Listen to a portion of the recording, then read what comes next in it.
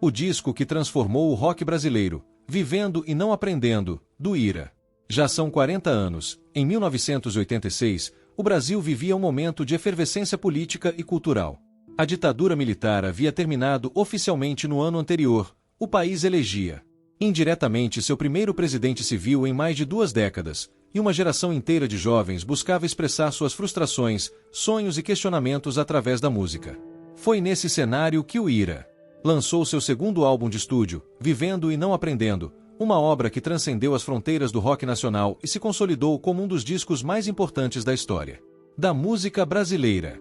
A banda já vinha estourada com a obra-prima, Núcleo Base, do disco anterior, e o segundo álbum foi o estouro total da banda. O contexto de uma geração inquieta. Para entender o impacto de Vivendo e Não Aprendendo, é preciso compreender o que significava ser jovem no Brasil dos anos 80. A chamada geração Coca-Cola, termo que Renato Russo usaria de forma irônica, cresceu entre a repressão e a abertura política, entre a influência cultural estrangeira e a busca por uma identidade própria. O rock brasileiro vivia seu momento mais fértil, com bandas como Legião Urbana, Titãs, Ultraje a Rigor e Paralamas do Sucesso dominando as rádios e lotando estádios. O Ira havia surgido em São Paulo no início da década, formado por Nazi nos vocais, Edgar Scandurra na guitarra, Ricardo Gaspa no baixo e André Jung na bateria. O primeiro álbum, Mudança de Comportamento, lançado em 1985, já havia apresentado uma banda com personalidade forte e letras que fugiam do lugar comum. Mas foi com Vivendo e Não Aprendendo que o quarteto paulistano alcançou sua maturidade artística e conquistou definitivamente seu lugar no panteão do rock nacional. A construção de um clássico.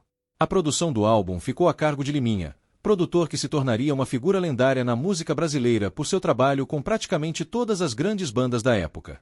Liminha trouxe para o disco uma sonoridade mais encorpada, com arranjos elaborados que valorizavam tanto a agressividade do rock quanto a sensibilidade das composições mais introspectivas.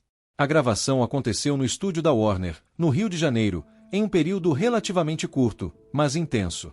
A banda chegou ao estúdio com o material praticamente pronto, fruto de meses de ensaios e apresentações ao vivo que haviam lapidado as canções.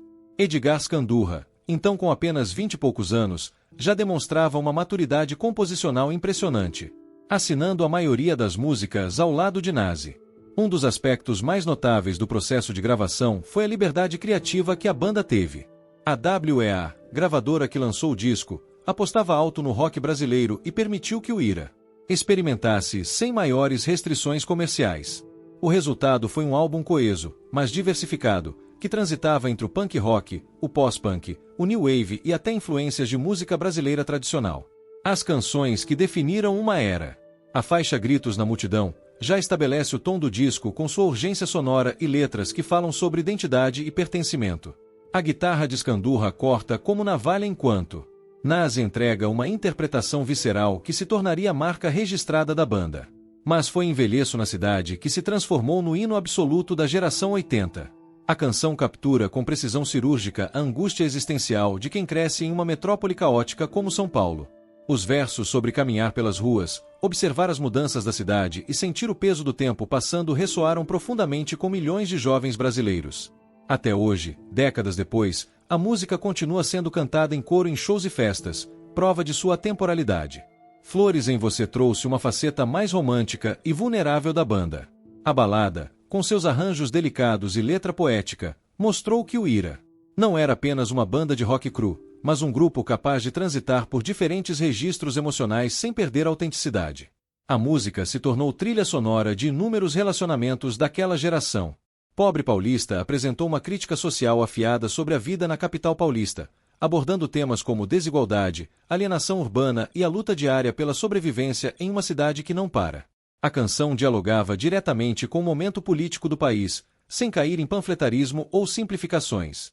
O impacto na cena musical brasileira. O lançamento de Vivendo e Não Aprendendo representou um divisor de águas não apenas para o Ira, mas para todo o rock brasileiro. O disco vendeu centenas de milhares de cópias em uma época em que o formato físico era a única opção, alcançando a certificação de ouro e depois platina.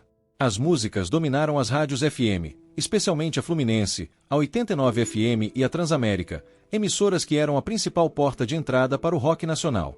A turnê do álbum levou a banda para todo o Brasil, consolidando o Ira como uma das maiores atrações ao vivo do país. Os shows eram conhecidos pela energia intensa e pela conexão visceral entre banda e público.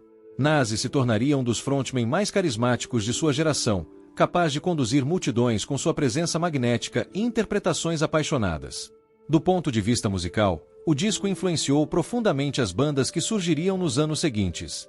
A combinação de letras inteligentes, crítica social sem didatismo e sonoridade, que bebia tanto em fontes estrangeiras quanto brasileiras, estabeleceu um modelo que seria seguido por dezenas de grupos.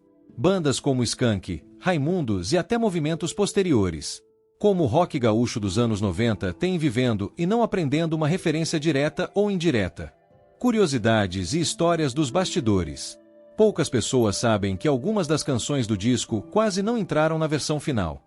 Houve debates intensos entre a banda e a gravadora sobre a seleção do repertório, com executivos querendo priorizar músicas consideradas mais comerciais. A insistência da banda em manter a integridade artística do trabalho prevaleceu, e hoje é consenso que as escolhas foram acertadas. Edgar Scandurra gravou a maioria das guitarras usando uma Fender Stratocaster que se tornaria sua marca registrada. O timbre característico do álbum, com aquele som ao mesmo tempo cortante e melódico, deve muito a essa combinação entre o instrumento e os amplificadores valvulados disponíveis no estúdio.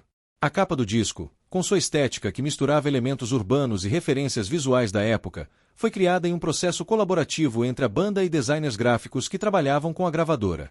O título, Vivendo e Não Aprendendo, é uma inversão irônica do ditado popular, sugerindo que a experiência de vida nem sempre se traduz em sabedoria, uma reflexão amarga e ao mesmo tempo bem-humorada.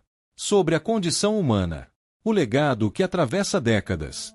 Quase 40 anos após seu lançamento, Vivendo e Não Aprendendo continua sendo redescoberto por novas gerações.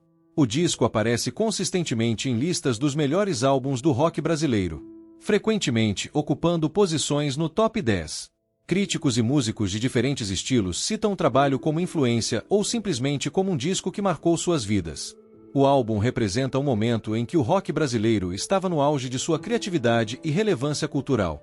Era uma música que falava diretamente para sua época, mas que, paradoxalmente, conseguiu transcender seu tempo. As angústias e questionamentos expressos nas canções continuam fazendo sentido para jovens que nasceram décadas depois de seu lançamento. Para quem quer entender a história da música brasileira, especialmente o fenômeno do rock nacional dos anos 80, Vivendo e Não Aprendendo é audição obrigatória. Mais do que um documento histórico. É uma obra de arte que continua vibrante, urgente e emocionante.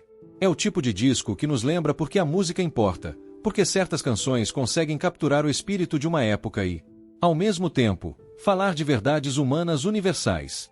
O Ira seguiria lançando outros discos importantes, mas é consenso entre fãs e críticos que Vivendo e Não Aprendendo representa o ápice criativo da banda. É aquele raro momento em que talento, circunstância, contexto cultural e inspiração se alinham para criar algo maior do que a soma de suas partes. Um disco que é, ao mesmo tempo, filho de seu tempo e atemporal. Uma obra que justifica a existência do rock brasileiro. Envelheço na Cidade. Flores em Você, abertura da novela, O Outro. Pobre Paulista. Gritos na Multidão e Dias de Luta foram sucessos radiofônicos tocando dia e noite país afora.